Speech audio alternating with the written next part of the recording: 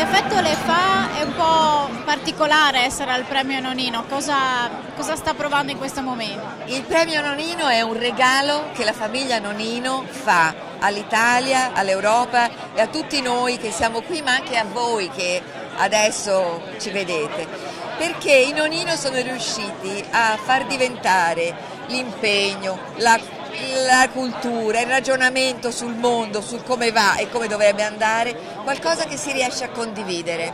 E io devo dire che essere qui significa avere il privilegio di sentire delle lezioni da gente come Anne Applebaum. Cioè Anne Applebaum è una che ha combattuto tutte le battaglie civili possibili, rischiando in primissima persona, rimanendo una donna dolcissima. È una che ti insegna la strada. Ecco, io devo dire che credo che i Nonino siano una ricchezza per il Friuli e penso che il Friuli dovrebbe finanziare questo lavoro che i Nonino fanno per il bene, prima di tutto di tutti noi, ma anche del Friuli.